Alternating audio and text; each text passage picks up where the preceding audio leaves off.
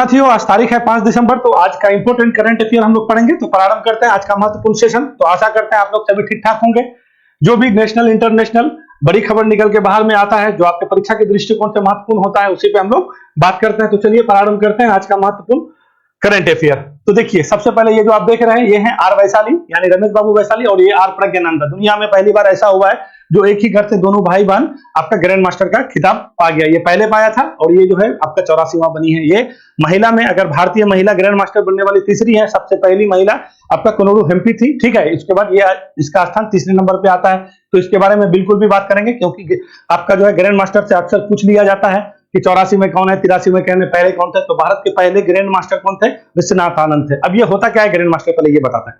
देखिए, grand master क्या है ना, ये एक आपका एक आपको जो है जो सर्वोच्च आपका जो चेस का खिलाड़ी होता है उसको दिया जाता है। किसके द्वारा दिया जाता है? तो फिडे। फिडे एक संस्था है, शतरंज का सबसे सर्वोच्च संस्था है, ठीक है। उसको फिडे कहते हैं, FIDE। इसका मुख्यालय आपका स्विट्जरलैंड के लुसाने में है, ठीक है। तो उसी के द्वारा दिया जाता है, ठीक है ना। तो इसके बारे में बिल्कुल भी बात करेंगे।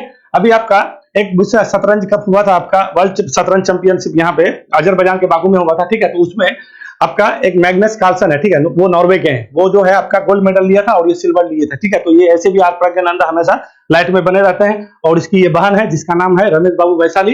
ये भी जो है आपका क्या हो गई है, ग्रैंड मास्टर बन गई। क्या माँ? 84वां। तो इसको बिल्कुल भी हम लोग देख लेंगे। यहाँ से जो भी महत्वपूर्ण चीज है सारी चीज को देखेंगे। देखिए, IMO यानी इंटरनेशनल मैरीटाइम ऑर्गेनाइजेशन होता है, इसका मुख्यालय लंदन में है, ठीक है। इसका स्थापना 1948 में हुआ था। तो हुआ क्या है ना, जैसे कोई भी संस्था होता है, ये देखिए ये अंतर सरकारी संगठन है, UNO के अंदर आता है, ठीक है। तो ये क्या है ना कि जितने भी आपका समुद्री जो भी है पर्यावरण हो, पहले पर्यावरण को जोड़ा था, बाद में जोड़ा, समुद्री पर्यावरण हो या शिपिंग हो, उसका रख रखाव हो, या फिर उसका कैसे समुद्र में इसका जो है संचालन कर, इसके लिए ये IMO काम करती है, ठीक है। उसी में एक जो है सर्वोच्च संस्थान है, इसी के अंदर जैसे उसका परिषद होता है ना, तो उसी में परिषद है। भारत को है 2 वर्ष के लिए फिर से जो है चुनाव हुआ था और चुनाव में भारी बहुमत आया। इसमें टोटल 175 देश हैं, उनमें से जो अपना भारत भी है, ठीक है। तो भारत को इसमें परिषद में चुना गया है और भारी बहुमत से चुना है, 2 साल के लिए चुना है। तो इसको हम लोग बिल्कुल भी देखने वाले हैं। IMO से क्वेश्चन अक्सर बार पूछ लिया जाता है, ठीक है। आइए आगे आइए। देखिए, आपका अभी वर्ल्ड कप तो हम लोग हार गए थे, बहुत दुख हुआ था, ठीक है ना। उसी का बदला लेने के लिए जो है फिर आपका ऑस्ट्रेलिया के साथ T20 आपका सीरीज हुआ एक, ठीक है। उसमें हम लोग बिल्कुल भी बहुत बुरी तरीके से ऑस्ट्रेलिया को हरा चुके हैं। और उसी में ये जो है ऋतुराज गायकवाड़ है, बहुत अच्छा प्रदर्शन किए हैं। और T20 में सबसे मतलब तेज 4000 रन बनाने वाले ऋतुराज गायकवाड़ हो गए हैं। तो इसको बिल्कुल भी हम लोग जानेंगे। क्रिकेट से संबंधित चीजों को पूछ लिया जाता है। अब देखिए, आपका जो है मिजोरम में इलेक्शन हुआ था, मालूम है 5 राज्य में होने वाला था, तो कल 4 राज्य का परिणाम आ गया था, तो हम आप लोग को बता दिए थे। तो कल जो है आपका मिजोरम में आपका इलेक्शन का काउंटिंग हो रहा था। उसमें एक चीज नया खबर निकल के ये आया है, जो मिजोरम में पहले आपका मिजो नेशनल जो फ्रंट था, जो जोरमथंगा थे, वो बहुत बुरी तरीके से हार चुका है, ठीक है। इतिहास में बहुत दिन तक वहां पे शासन किया। और यहाँ पे एक नया पार्टी जो 2017 में बना और 2018 से अपना कार्यभार करना प्रारंभ किया, इसका पार्टी का नाम है जोरम पीपुल्स मूवमेंट नाम है, ठीक है। और ये आदमी जो है, ये इसका नाम है लाल दुहोमा, ठीक है। तो लाल दुहोमा ये IPS रहे हैं, इसी का पार्टी बहुत अच्छा प्रदर्शन किया है। और 40 वहां पे विधानसभा सीट है, उसमें से इसको आया है 27 सीट, ठीक है। तो ये वहां के अब मुख्यमंत्री बनने जा रहे हैं। लाल डेंगा का नाम सुने होइएगा। जब 1987 में पहली बार मिजोरम बना, ठीक है ना, तो उस टाइम पहले मिजोरम के ये आपका मुख्यमंत्री थे आपका वही लाल डेंगा। तो ये इसी लाल डेंगा से ही नाम मिलता जुलता है, लाल दुहोमा नाम है इसका, ठीक है। ये IPS रह चुके हैं भैया, बहुत खतरनाक आदमी है, ठीक है। बहुत पुराना, बहुत नया पार्टी है। अब बताइए, इतना अच्छा प्रदर्शन किया है। बीजेपी को 2 सीट आया है, कांग्रेस को 1 आया है, इसको 27 आया है और 10 उसको। फिर बताते हैं सब चीज के बारे में हम। चलिए आगे चलें। ये क्या है देखिए, इसको सुंडा स्टेट दिखाने का क्या मतलब है। इंडोनेशिया में ना कुछ अच्छा नहीं चल रहा है, इंडोनेशिया में हो गया गड़बड़। इंडोनेशिया में हाल फिलहाल में एगो वहां पे सक्रिय ज्वालामुखी है, काराकाटुआ, ठीक है। तो वो काराकाटुआ जो है आपका, ये जो सुंडा स्टेट देख रहे हैं ना, यही पे पड़ता है। इसमें हुआ था आपका क्या, विस्फोट, ठीक है। अब उसके बाद ही आपको संडे के दिन, आज से 1 दिन पहले की घटना है, ये जो है ना आपका, ये सुमात्रा है, ये जावा है, ठीक है। तो सुमात्रा के पश्चिम वाले साइड में यहाँ पे एक आपका जो है ज्वालामुखी है, ठीक है। ये कहाँ चला गया, हाँ, ये जो है यहाँ पे आपका एक ज्वालामुखी है, छोटा सा ज्वालामुखी है, ठीक है। इसी में हो गया है विस्फोट और बहुत जबरदस्त विस्फोट हुआ है। इस विस्फोट में लगभग वहां पे 45 आपका जो है पर्यटक थे, जो पर्वतारोहण होता है ना वो लोग थे, जिसमें से क्या है ना 11 आदमी तो मृत्यु हो गया है और कुछ आदमी जो है मिसिंग है, लगभग 12 आदमी के करीब। तो उसी के बारे में, ये दोनों ज्वालामुखी के बारे में हम लोग बिल्कुल भी बात करेंगे। देखिए यहाँ से इंडोनेशिया में जब भी ज्वालामुखी विस्फोट होता है तो यहाँ से क्वेश्चन आपको उठा पुटा के दे ही दिया जाता है। और यहाँ पे माउंट मेरापी ज्वालामुखी है, वो ज्वालामुखी का नाम आपको बताना हम भूल गए। चलिए आगे चलें। ये क्या है ना, प्रधानमंत्री मोदी जी गए हुए थे। देखिए कल क्या था, 4 दिसंबर को नौसेना दिवस मनाते हैं, मालूम है ना, 1971 से मनाते हैं, जब भारत जो है पाकिस्तान के खिलाफ कराची बंदरगाह को बड़ी तरह से ध्वस्त कर दिया था ऑपरेशन ट्राइडेंट में, ठीक है ना। अब बताएंगे अभी कि ये हुआ क्या था, कैसे बांग्लादेश मुक्ति दिवस के समय में ये सब हुआ है, ठीक है। तो 1971 से ही हम लोग जो है नौसेना के सम्मान में, जब ऑपरेशन ट्राइडेंट से आपका कराची बंदरगाह में वहां पे उसका एक वो था बहुत बड़ा जंगी जहाज था, ठीक है, उसको PNS खैबर कहते थे, उसको एकदम पूरा गर्दा गर्दा कर दिया था, ठीक है। तो उसी के उपलक्ष्य में याद में हम लोग नौसेना दिवस हर बार 4 दिसंबर को मनाते हैं। तो इसी बार जो है प्रधानमंत्री मोदी जी मुंबई गए हुए थे, वहां पे एक सिंधुदुर्ग जिला है, उसी जिला में आपका एक राजकोट किला है, वहां पे शिवाजी का प्रतिमा का अनावरण भी हुआ है, क्योंकि नौसेना के मामले में शिवाजी हमेशा श्रेष्ठ रहे हैं, ठीक है। और ये सारा चीज हम लोग बिल्कुल भी बात करने वाले हैं आज, जो भी चीजें हैं यहाँ से। चलिए आगे हम लोग करेंगे बात अपना किसका, तो क्वेश्चन में आता है। चलिए बिना समय गंवाए हुए सारे चीज को एक एक तरफ से देख लेंगे, उसके बाद हम लोग बात करेंगे। चलिए तो क्या है भैया, तो सबसे पहले ये जानिए, पहले हम कलर ले लेते हैं, ठीक है। तो क्या बोलता है कि 3 दिसंबर को सुमात्रा में जो है ज्वालामुखी माउंट मेरापी, क्या कहिएगा, याद रखेगा, माउंट मेरापी में विस्फोट से 12 पर्वतारोहियों की क्या हो गई, मौत हो गई है। ये किस देश में स्थित है, तो ये बात 2-3 चीज याद रखेगा। सुमात्रा हो गया, ज्वालामुखी माउंट मेरापी हो गया, ये विस्फोट हो गया है। ये विस्फोट, ये जो माउंट मेरापी है ज्वालामुखी है, ये किस देश से संबंधित है, तो पहले ये समझिए, ये इंडोनेशिया से संबंधित है। ये दक्षिण पूर्व एशिया का क्या है, एक देश है। तो चलिए पहले वहीं पे चलते हैं, उसके बाद फिर आपको हम बढ़िया तरीके से चीजों को समझाएंगे कि ये है कहां पे। चलिए माउंट मेरापी में आया है आपका क्या विस्फोट हुआ है, ये क्या है, देखिए पहले ये समझिए ज्वालामुखी क्या होता है। ज्वालामुखी क्या है ना, ज्वालामुखी जैसे सुरक्षा बल्ब होता है ना, तो वैसे पृथ्वी का सुरक्षा बल्ब है ज्वालामुखी। जब आपका मैग्मा अंदर में जम जाता है, उसको कहीं पे जगह मिलता है, कोई हलचल होता है, तो वहां से वो क्या करता है, जो भी अंदर में जो द्रव आपका जमा हुआ है वो आपका निकलता है, ठीक है। जो निकलता है वो लावा के रूप में निकलता है। मैग्मा जब पृथ्वी के अंदर से ऊपर निकलता है उसको हम लोग लावा कहते हैं। तो इसी का विस्फोट हुआ है। अब 2 में हुआ, एक नहीं, एक तो मेरापी हो गया। देखिए ये पहले इंडोनेशिया को समझ लीजिए, ये इंडोनेशिया है, ये आपका, ये ऐसे करके ये बहुत सारा द्वीप है, ठीक है। ये सारे द्वीप से मिलकर के यहाँ पे भी ये आपका ये पूरा क्या है, ये इंडोनेशिया है। इसको बोर्नियो द्वीप कहता है, ठीक है, ये इंडोनेशिया है। इसको जो देख रहे हैं ये आपका सुमात्रा है, ये क्या कहिएगा, ये सुमात्रा है। ये सब तो इतना तो बात आपको जानना चाहिए, क्योंकि अक्सर पूछ लेता है कि सुमात्रा ऊपर है कि नीचे है, तो ये सुमात्रा है, ठीक है। ये मलक्का जल संधि है, इसको क्या कहिएगा, मलक्का जल संधि।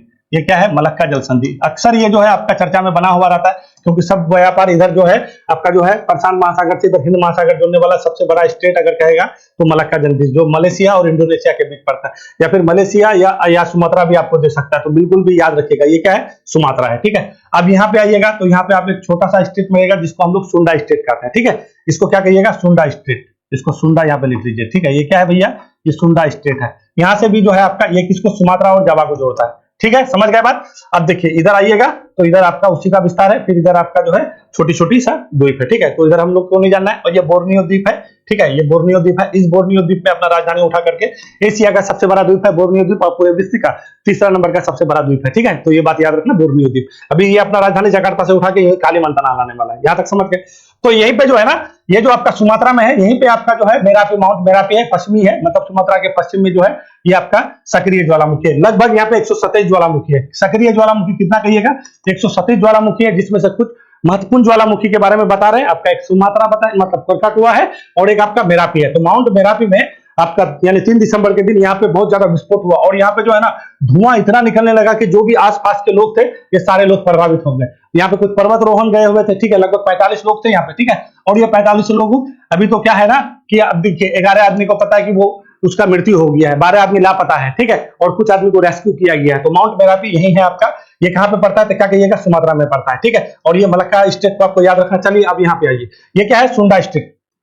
सुंडा स्टेट किसको किसको जोड़ेगा, तो क्या कहिएगा, सबसे पहले कहिएगा, ये अगर स्थल पूछेगा तो क्या कहिएगा, सुमात्रा और जावा को जोड़ता है। ये पहली बात हो गया। और दूसरी बात, अगर कुछ सागर पूछेगा तो क्या, ये जावा सागर है और ये हिंद महासागर है, ठीक है, तो अंडमान भी सागर कह सकता है, ठीक है, ये आपका इसको जोड़ता है। तो क्या कहिएगा, जावा सागर और हिंद महासागर को जोड़ने वाला काम कौन करता है, सुंडा स्टेट करता है। तो यहीं पे जो सुंडा स्टेट है, ये वाला एरिया यहाँ पे देखते हैं, यहाँ पे माउंट मेरापी है, ठीक है, क्या कहिएगा, माउंट मेरापी नहीं, करकाटुआ है ना, माउंट मेरापी क्यों कौन हो गया, काराकाटुआ है, ठीक है, काराकाटुआ है। ये काराकाटुआ में यहाँ पे क्या हो गया भैया, यहाँ पे भी आपका आज नहीं, ये 2-4-5 दिन का पहले का खबर है, यहाँ पे भी विस्फोट हुआ था, ठीक है, इस विस्फोट से भी यहाँ पे बहुत ज्यादा क्षतिपूर्ति हुआ था। ये स्टेट क्या है ना, यहाँ से जहाज वहाज आना जाना करता है, ठीक है, ये आपका जावा सागर से इधर को जुड़ने का, ये 2 स्टेट को यहाँ पे बिल्कुल भी याद रखिएगा। अब देखिए, ये सारा चीज आपको क्यों बता रहे हैं, ये ज्वालामुखी से संबंधित बहुत सारा क्वेश्चन जो है आपका बनता है, और हम लोग का इंडोनेशिया के साथ हमेशा से अच्छा रिश्ता रहा है, ठीक है। और दूसरी बात ये है, जो आसियान देख रहे हैं, आसियान जो समूह है, उस समूह का एक मतलब वर्चस्व, मतलब अच्छा खासा देश माना जाता है इसको, आपका इंडोनेशिया को। तो इंडोनेशिया के राष्ट्रपति कौन है, जोको विडोडो है, ठीक है, और यहाँ का मुद्रा अगर आपको पूछता है तो क्या कहिएगा, इंडोनेशिया रुपया है, ठीक है, रुपया नहीं कहिएगा, रुपया, ठीक है। तो ये आपका इंडोनेशिया, इसको बिल्कुल भी ध्यान रखिए। ये बोर्नियो द्वीप है, इस बोर्नियो द्वीप में 3 देश का अधिकार होता है, ये आपका एक तो इंडोनेशिया हो गया, ठीक है, फिर मलेशिया का है, और आपका एक बुर्नुई है, एक छोटा सा देश है यहाँ पे आपका बुर्नुई है। तो ये आपका कौन है, तो क्या कहिएगा, बोर्नियो द्वीप में आपका ये सारा चीज है, ठीक है, मेरे हिसाब से बिल्कुल भी समझ गए होइएगा, अब यहाँ पे समझाने का जरूरत नहीं है। यहीं पे आपका विस्फोट, बहुत जबरदस्त विस्फोट हुआ, देखिए आप इतना बुरी तरीके से यहाँ पे निकलेगा, तो यहाँ पे जो भी लोग है कितना प्रभावित होगा, आप इससे समझ सकते हैं, ठीक है कि नहीं है। तो यही है आपका इंडोनेशिया, मौत हो गया, ये इंडोनेशिया में हो गया, ठीक है। हाल ही में जो है नवंबर के अंतिम महीना में आपका करकाटुआ में भी हुआ था, जो बता दिया, और 127 सक्रिय ज्वालामुखी है तो बता ही दिए। देखिए, ज्वालामुखी के बारे में हम कई बार बता चुके हैं, आज से पहले आपको बताए थे, आपका जो है इटली में एक ज्वालामुखी है, वहां पे भी आपका क्या हुआ था, विस्फोट हुआ था, उसके भी बारे में बात, एटना ज्वालामुखी के बारे में बताया, जो सिसिली द्वीप में है। और पूरे विश्व का सबसे सक्रिय ज्वालामुखी पूछेगा तो किलायू कहिएगा, जो हवाई द्वीप में है, वो यूएसए के अंदर आता है। यूएसए का जो है 50वां प्रांत है हवाई द्वीप, ठीक है, यूएसए कई प्रांतों में बना हुआ है ना, यानी आपका कौन, अमेरिका, ठीक है, यूएसए आपका कई प्रांत है, 50 प्रांत है, वहां में से एक लास्ट प्रांत जो 50वां प्रांत है हवाई द्वीप है, वहीं पे सबसे अधिक सक्रिय ज्वालामुखी है आपका किलायू, ठीक है। तो ये इंडोनेशिया का ज्वालामुखी के बारे में हम बता रहे थे, ठीक है। ज्वालामुखी 3 प्रकार का होता है, एक ये सक्रिय ज्वालामुखी होता है, एक मृत ज्वालामुखी होता है, एक सुसुप्त होता है, ठीक है। तो जो सुसुप्त ज्वालामुखी का मृत मतलब ये क्या है ना, कि फिर से उद्गार होगा, मृत ज्वालामुखी क्या, वो खत्म, खेल खत्म है, ठीक है, और सक्रिय में क्या है, उद्गार होता रहता है। तो ये थोड़ा आपको जान के चलना है, हम ये सब बता चुके हैं पहले ही, हर दिन एक ही चीज को बताना जरूरी नहीं है। चलिए आइए, मिजोरम विधानसभा चुनाव 2023 में किस राजनीतिक दल को बहुमत प्राप्त हुआ है। देखिए, मिजोरम में क्या है ना, ये देखिए, भारत में मिजोरम एक राज्य है भारत का, ठीक है, कब बना भैया, 1987 में बना, ये बात तो बिल्कुल भी याद रखिएगा। 1987 में मिजोरम एक राज्य बना, वहीं पे इलेक्शन हुआ था, यहाँ पे विधानसभा सीट है, कितना सीट है भैया, 40 सीट है। ये बात समझ लीजिए, 40 सीट में से 39 सीट जो है यहाँ पे क्या है, आरक्षित है, किसके लिए, एसटी के लिए, याद रखिएगा, ठीक है, शेड्यूल्ड ट्राइब के लिए, यानी अनुसूचित जनजाति के लिए, ये आपका 39, और एक सीट जो है यहाँ पे क्या हो है, एक सीट जो है आपके सामान्य वर्ग के लिए, ठीक है, ये सामान्य वर्ग के लिए, ये बात जान लीजिएगा, ठीक है ना, 39। तो यहीं पे इलेक्शन हुआ था, और इससे यहाँ पे जब इलेक्शन हुआ था, तो इससे पहले जो सरकार थी यहाँ पे कौन, एमएनएफ का था, यानी मिजो नेशनल फ्रंट का था, जिसका मुख्यमंत्री जोरामथंगा थे। तो इसको बहुत बुरी तरीके से हार मिला है, इसको मात्र 10 ही सीट आया है, और अभी जीत कौन गए भैया, तो ZPM, ये क्या होता है, जोरम पीपुल्स मूवमेंट होता है, ये पार्टी आपका 2017 में बना था, ठीक है, कई छोटी छोटी पार्टी मिलकर के फिर 2018 में ये अपना कार्य प्रणाली शुरू करने लगा, और फाइनली ये जो है अभी एक बहुत बड़ा बहुमत जीत के लेके आया। कितना सीट जीता है भैया, तो 27 जीता है, ये आपको पता होना चाहिए, ठीक है। इसको संचालक कौन करता है, एक पूर्व IPS थे, ठीक है, जिसका नाम आपको बताए थे अभी, लाल दुहोमा था, क्या कहिएगा, लिखती कोई नहीं रहे भाई, लाल कौन था, दुहोमा, ठीक है, ये लाल दुहोमा का नाम बिल्कुल भी याद रखिएगा, ये पूर्व IPS रहे हैं, ठीक है, ये पूर्व IPS रहे हैं, और बहुत अच्छे माने जाते हैं मिजोरम के लिए। और मिजोरम का ज्यादा जो जनसंख्या है तो वो आपका क्रिश्चियन है, ये भी आपको बिल्कुल याद रखना है, क्योंकि देखिए, अब जब से मणिपुर में दंगा हुआ है ना, तो उधर नॉर्थ ईस्ट का कुछ अच्छा चल नहीं रहा है, यहाँ पे सब कुछ उलटफेर हो रहा है, ठीक है ना। तो बिल्कुल भी लाल दुहोमा को याद रखिएगा, ठीक है। जब मिजोरम आपका एक स्टेट बना था, तो यहाँ पे जो है लाल डेंगा पहले मुख्यमंत्री बने थे, लाल डेंगा का भी नाम आप जान सकते हैं, ठीक है, लाल डेंगा आपको कभी काल पूछ सकता है, ठीक है, कि लाल डेंगा कौन था, तो यहाँ पे आपको बिल्कुल भी जानना जरूरी है। देखिए, आपको थोड़ा सा यहाँ पे हम दिखा देता है, क्या दिखा देते हैं, देखिए मैप से समझिएगा तो आपको ज्यादा समझ में आएगा।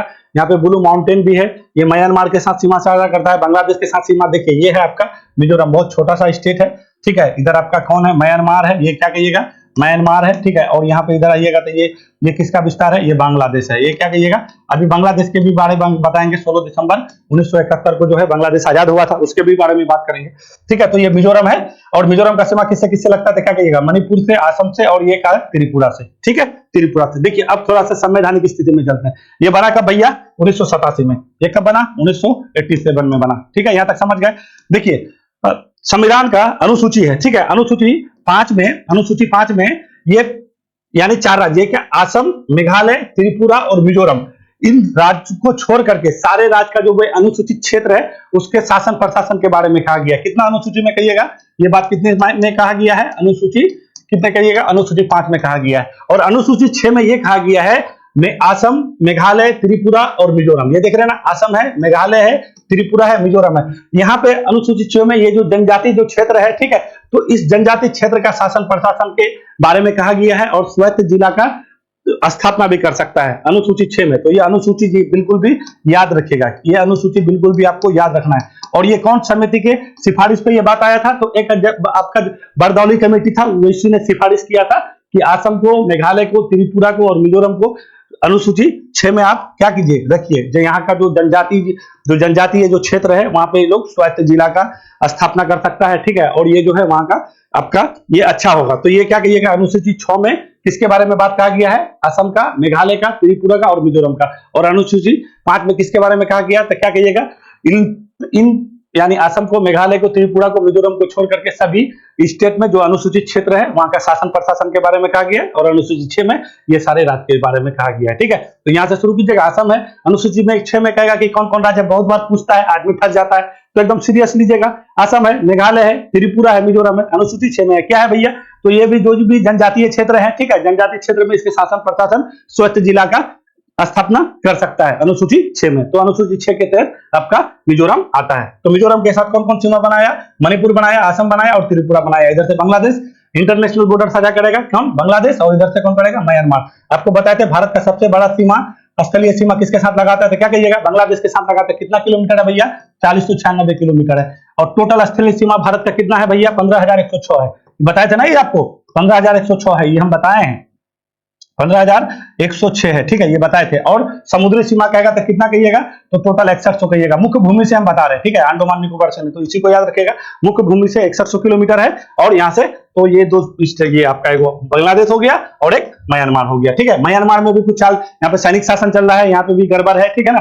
तो ये सारा चीज आप लोग को पता होना चाहिए। यहाँ पे ब्लू माउंटेन है, ठीक है, अगर ये पूर्वांचल हिमालय का विस्तार है जो अंडमान निकोबार तक जो आप देख रहे हैं यहाँ तक है, ठीक है। तो ये आपका मिजोरम हो गया है। तो यहीं पे आपका इलेक्शन हुआ है। इस इलेक्शन को लेकर वहां पे बहुत ज्यादा चर्चा में बना हुआ है। लाल दुर्मा आईपीएस खिलाड़ी है, आईपीएस पूर्व अधिकारी रहे हैं, ठीक है। चलिए आइए, T20 क्रिकेट में सबसे तेज 4000 रन बनाने वाले भारतीय खिलाड़ी कौन बन गए। देखिए T20 हुआ था अभी, ठीक है। देखिए T20 वर्ष से कब भी होने जा रहा है आपका, कहां पे, वेस्ट इंडीज और अमेरिका में। पहली बार अमेरिका मेजबानी कर रहा है। और ये बड़ी बात यह है कि जो वहां पे वेस्ट इंडीज के देशों से मिलकर के बना है। आपको थोड़ा सा यहाँ बता दें, उसके बाद हम यहाँ आएंगे। ये क्वेश्चन एक दिन और बताना चाह रहे थे मगर ये क्वेश्चन हम बताए नहीं थे। चलिए थोड़ा सा अभी बता देते हैं, जब बात निकला है तो। देखिए ये जो मैप देख रहे हैं ना आप, ये जो मैप देख रहे हैं, यहाँ पे छोटा छोटा सा देश है, ठीक है। हैती है, जमैका है, ठीक है। यहाँ पे आपका डोमिंगो है, रिपब्लिक ऑफ डोमिनिका है, ठीक है। ये सब सारा देश मिलकर के ये वेस्ट इंडीज कहलाता है, ठीक है। तो यहीं पे आपका T20 वर्ल्ड कप 2024 में होने वाला है। तो हुआ क्या है ना, जो आप यहाँ पे ये जो एक छोटा सा द्वीप है, ये जो द्वीप देख रहे हैं आप, ये यहाँ पे आपका दो देश है, ठीक है। एक हैती है, एक डोमिनिक रिपब्लिक है। तो डोमिनिक रिपब्लिक क्या बोला है कि हम T20 वर्ल्ड कप अपने वहां पे नहीं कराएंगे। तो आपको पूछ सकता है कि कौन ऐसा देश है जो T20 वर्ल्ड कप से बाहर होने की बात कहा गया, तो क्या कहिएगा, डोमिनिक रिपब्लिक। डोमिनिक रिपब्लिक कौन है, तो क्या कहिएगा, ये जो आप कैरिबियाई देश है, ये कैरिबियन सागर है, ठीक है। ये मैक्सिको की खाड़ी है, ठीक है। और ये अटलांटिक महासागर है। तो कैरिबियाई देश में ही छोटी छोटी सब देश है, ग्रेटर एंटिलीज, लेसर एंटिलीज। ऊपर में जाइएगा तो ये ग्रेटर एंटिलीज में, ये लेसर एंटिलीज में आता है, ठीक है। तो ये यहाँ पे आपको याद होना चाहिए। ये जमैका, ये क्या कहिएगा, ये क्यूबा है, ये क्या है, क्यूबा है, ठीक है। यहाँ पे फ्लोरिडा की जल संधि है, क्या कहिएगा, फ्लोरिडा की जल संधि है, ठीक है। और यहाँ पे कहिएगा तो ये मैक्सिको है आपका। यहाँ से ऐसे भी ये आपका जो है जोड़ता है। तो बिल्कुल भी इसको आपको याद रखना है। हिस्पैनियोला द्वीप में आता है ये सारा चीज, ये इसको हिस्पैनियोला द्वीप कहता है, ठीक है। तो ये पे होने वाला है, ठीक है ना। तो T20 वर्ल्ड कप के बारे में थोड़ा सा हम आपको बता दिए। तो ये इस बार जो है ना हम लोग वर्ल्ड कप खेल रहे थे। वर्ल्ड कप खेलते खेलते क्या हो गया, हम लोग तो भैया सदमे में चले गए, हम लोग हार गए, ठीक है, गलती से भी हार गए, ठीक है ना। हारने के बाद फिर T20 आपका ये हो रहा था, एक सीरीज हो रहा था किसके साथ, ऑस्ट्रेलिया के साथ, और उसी में जो है सूर्य कुमार यादव कप्तान थे और बहुत अच्छा प्रदर्शन हुआ है और हम लोग फाइनली सीरीज अपने नाम कर लिए और उसी में अच्छा प्रदर्शन करते ऋतुराज गायकवाड़ कितना अपना बना लिए है, तो क्या कहिएगा, सबसे तेज 4000 रन बनाने वाले हो गए ऋतुराज गायकवाड़। तो ये बिल्कुल भी याद रखिएगा। अब देखिए हम नहीं जाएंगे विराट कोहली का आपका 50वां शतक में या फिर और सब में जाएंगे तो फिर आपको सिर्फ लंबा समय लग जाएगा। आप लोग अब जो है वो सब चीज जानते ही हैं। चलिए आगे बढ़े। चलिए अब यहाँ पे आते हैं। आईएमओ की 33वीं असेंबली बैठक लंदन में, भारत को आईएमओ परिषद की द्विवार्षिक के लिए फिर से चुना गया। तो क्या बोलता है, आईएमओ की 33वीं बैठक असेंबली की बैठक कहां पे हो रही थी, लंदन में हो रही थी। उसी में जो है भारत को क्या है, आईएमओ परिषद की द्विवार्षिक के लिए, यानी उसका जो है कार्यकाल 2 वर्ष के लिए होता है, ठीक है, और 2 वर्ष में इसका बैठक भी होता है, भारत को चुना गया। तो कब के लिए चुना गया भाई, तो 24-25 के लिए चुना गया। ये बात बिल्कुल भी याद रखिएगा, VVI क्वेश्चन है भैया, ठीक है, क्योंकि सारा चीज अभी समुद्र और पूरा समुद्र में सुरक्षा हो या समुद्र का पर्यावरण हो। देखिए ना अभी आपका चल रहा है ना कहां पे भैया, यूएई में COP28। अब भारत बोला ना कि हम नहीं भैया, कोयले से हम जो है अपना ऊर्जा का क्या करेंगे, हम छोड़ेंगे नहीं है कोयला। और भारत का देखिएगा अभी दिन ब दिन, अभी इस बार 15% जो है कोयला के उत्पादन में बढ़ोतरी हुआ है, ठीक है। अभी देखिएगा बजट आएगा तो सारा चीज आपके नजर। तो भाई अभी बोल रहा था कि नहीं, आपको उत्सर्जन कम करना पड़ेगा, आपको जो एनर्जी प्राप्त करते कोयले से, कोयले रोकना पड़ेगा। तो भारत सिग्नेचर नहीं किया, बोला ना हम नहीं करेंगे। मेरा अभी तो हम लोग विकसित, अभी तो हम लोग विकासशील हैं, अभी हम लोग विकसित होने वाले हैं। 2047 तक हम लोग लक्ष्य रखे हैं। अगर एनर्जी को रोक देंगे तो सब गड़बड़ हो जाएगा। और अपने यहाँ पे सबसे अधिक कोयला से ही एनर्जी मिलता है, तो हम लोग कोयला को रोक देंगे तो कहां से करेंगे। अभी हम लोग के पास रिन्यूएबल एनर्जी का स्रोत ही नहीं है। टोटल एनर्जी का 22% ही एनर्जी हम लोग यूज करते हैं रिन्यूएबल एनर्जी से। हमेशा देखते हैं जो भी डैम बनाते हैं, जो भी नदी में, हमेशा विवाद में चला जाता है। अरुणाचल प्रदेश में वो बहुत बड़ा डैम बना रहे थे, वहां पे भी निर्माण कार्य थोड़ा सा गड़बड़ हो गया है ना। और यहाँ पे हमारे यहाँ, और जो भी रिन्यूएबल एनर्जी है वो मौसम से आधारित है ना। मौसम अगर ठीक रहेगा तभी, अब जब मान लीजिए पवन ऊर्जा लगाइएगा तो क्या, पवन चक्की चाहिए, हवा चाहिए, सौर ऊर्जा के लिए लाइट चाहिए, सनलाइट चाहिए ना, नहीं होगा तो होगा। अब वहां पे आप कोई भी चीज आप मतलब एक सिक्योरिटी नहीं बन सकते हैं, कभी भी मौसमी घटना परिवर्तन हो जाएगा तो फिर एनर्जी आएगा कहां से। तो कोयला हम लोग लगभग 75% से 80% एनर्जी हम लोग का कंज्यूम कोयला से होता है। तो वही है आपका यूएई में जो अभी आपका हो रहा था COP28, तो हम लोग सिग्नेचर नहीं किए, सारे लोग भड़क गए, बोला कि भारत पीछे हट गया। तो हट गया, इससे क्या कर सकते हैं। तो जो ये आईएमओ है ना, तो आईएमओ का मतलब क्या है, जो समुद्र का जो पर्यावरण है उसका देखरेख करना है, जो शिपिंग का रूल है, वो जो भी जलयान होता है, ठीक है, उसको सुरक्षा देना, उसका नियम तय करना, ये सारा चीज आईएमओ का काम है। इसका मुख्यालय कहाँ है, लंदन में। वहीं पर बैठक हो रहा था, उसी बैठक में भारत को जो है आईएमओ परिषद का जो काउंसिल है उसका जो है 2 वर्ष के लिए चुना गया। अब ये परिषद का क्या काम है, देखिए परिषद क्या है। परिषद ये काम करता है ना, जो आईएमओ संगठन है इसमें कई अंग हैं, ठीक है, उस अंग में से मेन परिषद होता है। पूरा दिन ब दिन का जो है आपका कार्य संचालन होता है, वो महासभा के प्रति उत्तरदायी होता है। पूरा कार्य को संचालन करने का काम ये है। इसमें टोटल परिषद में जो काउंसिल में है टोटल 40 सदस्य होते हैं। तो भारत पहले से भी था, फिर इस बार चुनाव हुआ, ठीक है, और भारी बहुमत से हम लोग फिर से चुने गए। तो कब के लिए चुने गए, 24-25 के लिए। ये बात बिल्कुल भी याद रखिएगा। देखिए ना कोई यहाँ पेपर में पूछ देता, ठीक है। तो 40 सदस्य है। अब ये आइए आईएमओ। तो आईएमओ क्या है ना, 1948 में ये संगठन बना। कब बना, 1948 में। आपको जेनेवा में एक जो है आपका ये मीटिंग हो रहा था, उसी वहीं से निकल के आया आपका आईएमओ, इंटरनेशनल मैरीटाइम ऑर्गेनाइजेशन। अब ये क्या है ना, ये यूनाइटेड नेशन के अंतर्गत आता है, ये अंतर सरकारी संगठन है, ठीक है। ये बात याद रखिएगा। कहेगा कि यूएन का अंग है आईएमओ, तो हाँ है, ठीक है ना। और देखिए अब इसमें हो गया कितना, 175 देश हो गए। 1948 में इसका जो है बना, और ये जो है इसका मुख्यालय कहां हो गया, लंदन। ये बात बिल्कुल भी याद रखिएगा, ठीक है। और इसी के परिषद में हम लोग चुने गए हैं, ठीक है ना।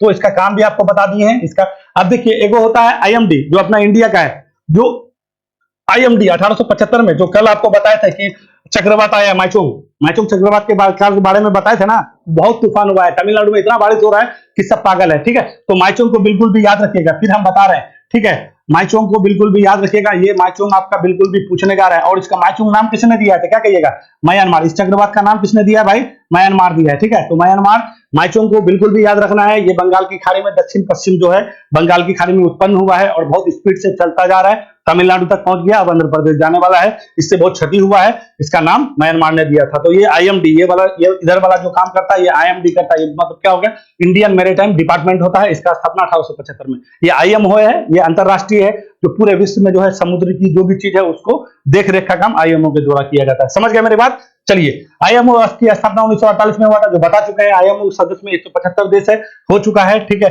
कार्य परिषद आईएमओ का कार्यकारी अंग है। आईएमओ क्या है, आईएमओ परिषद क्या है भैया, ये कार्यकारी अंग है और संगठन के काम की निगरानी के लिए असेंबली के तहत जिम्मेदार है। परिषद में कुल कितने सदस्य हैं? तो 40 सदस्य हैं। तो ये बात बिल्कुल भी याद रखिएगा। आईएमओ में भारत सदस्य है टोटल कितना सदस्य? 175। परिषद में कितना सदस्य? 40 सदस्य। उसी का चुनाव हुआ है। कब के लिए? 24-25 के लिए।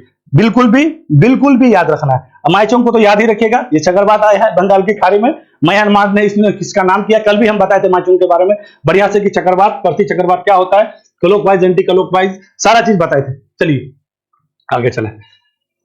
अगला क्या है? रमेश बाबू वैशाली। ये कौन है भैया? देखिए ये रमेश बाबू है, ठीक है। रमेश बाबू कहने का मतलब क्या हुआ? ये जो है ग्रैंड मास्टर थे पहले, ठीक है। रमेश बाबू वैशाली ये जो है पहले नहीं थे, अभी भी हैं, ठीक है। इसी को ग्रैंड मास्टर दिया है। रमेश बाबू वैशाली भारत के 84 में ग्रैंड मास्टर बनी है, जो ग्रैंड मास्टर बनने वाली तीसरी भारतीय महिला बनी है, ठीक है। तो रमेश बाबू वैशाली तमिलनाडु की है, भारत की 84 में क्या में बनी है? तो क्या कहिएगा? 84 में बनी है। ये बात बिल्कुल भी जानना है आपको, ठीक है। और इसके बारे में ये बताना है कि ये तीसरी महिला है। क्या कहिएगा? तीसरी महिला। तो पहली कौन था भाई? केनेरू हेम्पी था वो, ठीक है। तो केनेरू हेम्पी को आपको कनेरू हम्पी को बिल्कुल भी आपको जानना है, ठीक है। कनेरू हम्पी को आपको, कनेरू हम्पी था, ठीक है। तो ये आपको हम्पी के बारे में जानना है। कनेरू हम्पी था पहली महिला, और ये तीसरी महिला है। दूसरी महिला जो है आपका कौन था भैया? तो बताते हैं अभी उसको भी हम आपको, ठीक है।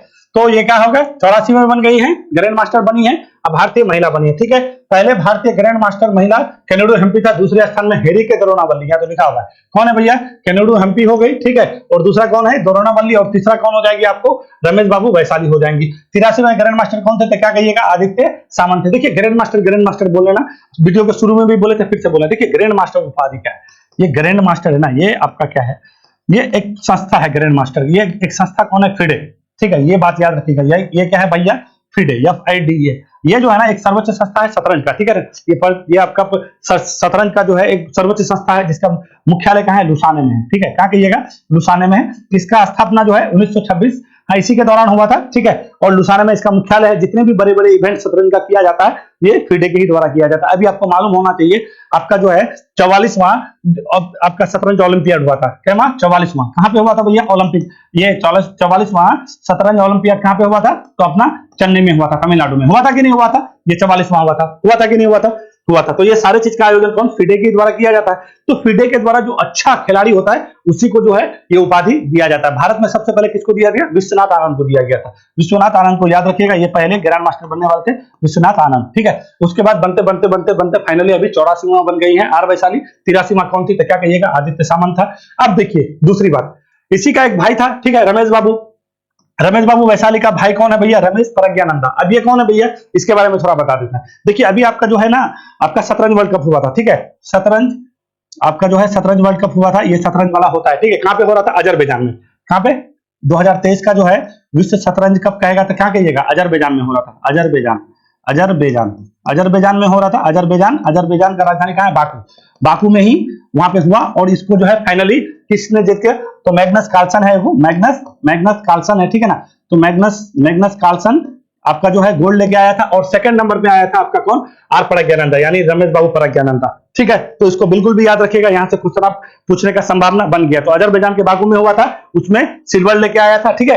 तो उसको पहले ही जो है आपको ग्रैंड मास्टर का खिताब दे चुका है। तो दोनों भाई बहन अब क्या हो गई? रिश्ते की पहली ऐसी जोड़ी हो गई जो भाई बहन क्या हो गए भाई? ग्रैंड मास्टर हो गए। तो ये बात बिल्कुल भी आपको याद रखना है, ठीक है। तो क्या कहिएगा? रमेश बाबू मतलब आर वैशाली और आर प्रज्ञानंदा ऐसे भाई बहन का जोड़ा है जो रिकॉर्ड बनाया है। दुनिया की पहली ऐसी भाई बहन है जिनके पास शतरंज ग्रैंड मास्टर का खिताब है। तो ये बात बिल्कुल भी याद रखिएगा, बिल्कुल भी आपको कहीं ना कहीं पूछने जा रहा है। तो मैग्नस कार्लसन के बारे में बता दिए। क्या कहिएगा? शतरंज विश्व कप 2023 वाला किसने जीता? Magnus Carlsen. सेकंड नंबर में कौन आया था? तो क्या कहिएगा? आर प्रज्ञानंदा। अब आइए 2024 का कहां होने जा रहा है? देखिए 2024 का जो है ना आपका 2024 विश्व शतरंज कप होने जा रहा है आपका कहां पे भैया? तो क्या कहिएगा? हंगरी में, ठीक है। तो ये भी याद रखिएगा, ये सब देश को बिल्कुल याद रखिएगा। हंगरी का राजधानी कहां है? बुडापेस्ट। तो बुडापेस्ट में होने जा रहा है, ठीक है। तो बुडापेस्ट में आपका होने जा रहा है कभी क्या भैया? 24वां आपका क्या? विश्व शतरंज कप, ठीक है। अब दूसरी बात, अभी 44वां ओलंपियाड के बारे में आपको बोल ही दिए हैं, आपको उसके बाद फिडे के बारे में, संस्था के बारे में बोल ही दिए। प्रज्ञानंदन हो गए। और 83 में कौन थे? तो क्या कहिएगा? आदित्य सामंत जी थे, ठीक है। तो ये आपके लिए बहुत महत्वपूर्ण होने जा रहा है, इसको आप जान लेना है। चलिए आगे चले। यही है दोनों भाई बहन अभी चर्चा में बना हुआ है। जो चर्चा में बना हुआ रहता है वो आपकी परीक्षा के दृष्टिकोण से एक क्या करता है? एक जगह ले लेता है। तो जब जगह ले लेता है तो उस जगह को भरने का काम किसका है? हम लोग का है ना। अब आइए नौसेना दिवस, तो पहले ये चलिए अभी कुछ नहीं पढ़ेंगे, खाली सुनते चलिए, ठीक है। नौसेना दिवस कहने का मतलब है, अब क्वेश्चन बनाते तो एगो क्वेश्चन हो जाता है, हम क्वेश्चन कम बनाते हैं, इंफॉर्मेशन ज्यादा देता है, ठीक है। तो ये क्या हुआ ना, नौसेना दिवस।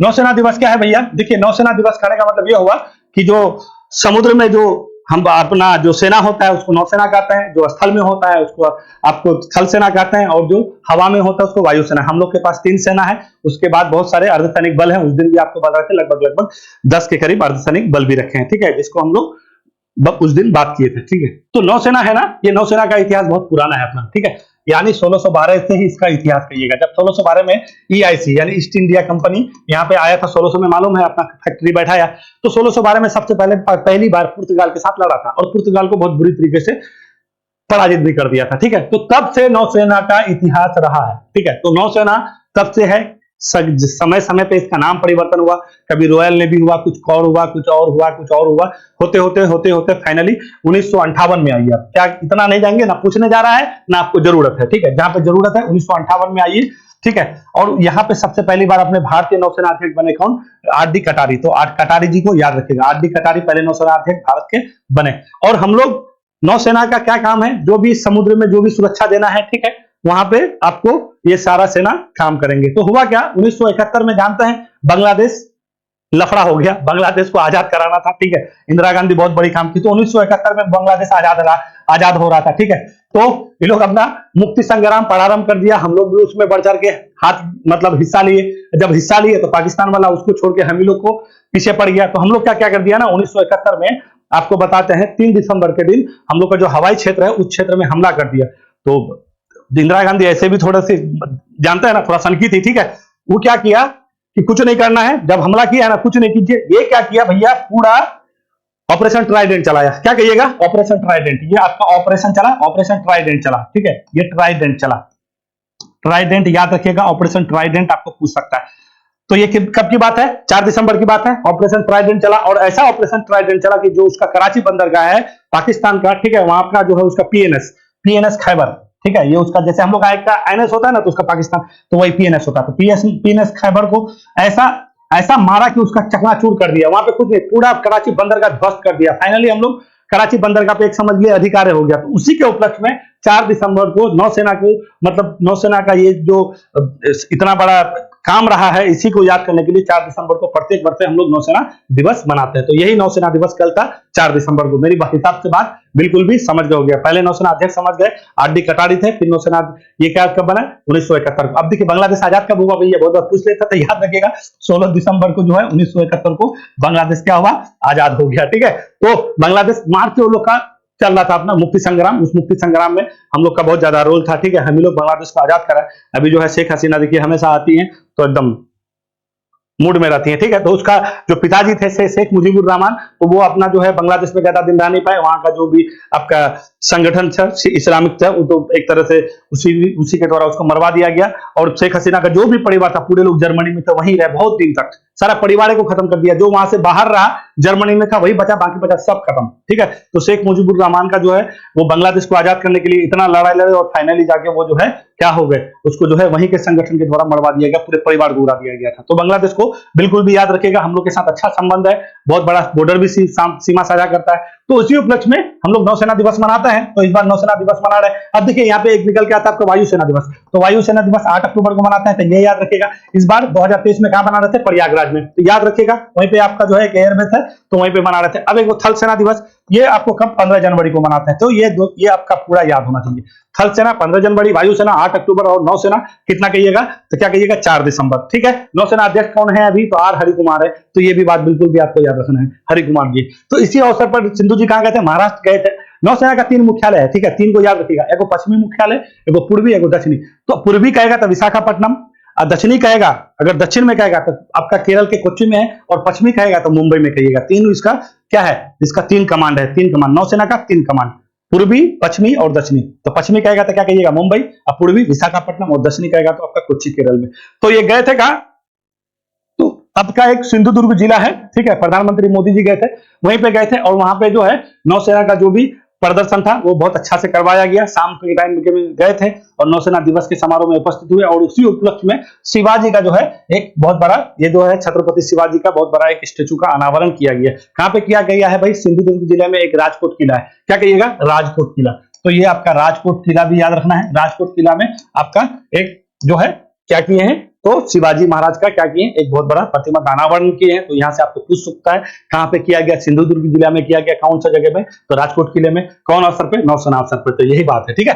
तो अवसर में महाराष्ट्र में राजकोट किले में छत्रपति शिवाजी महाराज का क्या किया भैया? अनावरण किया गया है। किसके द्वारा? तो प्रधानमंत्री नरेंद्र मोदी के द्वारा, ठीक है। तो कल ही गए थे, तो ये बिल्कुल भी आपको याद रखिएगा। यहाँ से जो भी इंपोर्टेंट चीज था मैं आपको बता दिया हूं, फिर ज्यादा बताएंगे क्लास लंबा जाएगा, ठीक है। तो लंबा बिना करते हुए आप लोग के पास भी समय कम होता है। तो प्रधानमंत्री नरेंद्र मोदी ने सिंधुदुर्ग जिले के राजकोट किले में छत्रपति शिवाजी महाराज के विशाल प्रतिमा का अनावरण किया है। महाराष्ट्र के राज्यपाल रमेश बैस, तो रामा जानते ही हैं राज्यपाल। अच्छा, वहां पे एक चीज भूल गए, मिजोरम के राज्यपाल बताए थे हरि बाबू है, ठीक है। तो हरि बाबू को याद रखिएगा। वहां के राज्यपाल कौन है? हरि बाबू। देखिए बोलने के जो है ना आदमी जो है भुला जाता है, ठीक है ना। मिजोरम के राज्यपाल हरि बाबू है, ठीक है। तो यहाँ पे आपका महाराष्ट्र के राज्यपाल कौन है? रमेश बैस है। और मुख्यमंत्री कौन है? एकनाथ शिंदे है, ठीक है।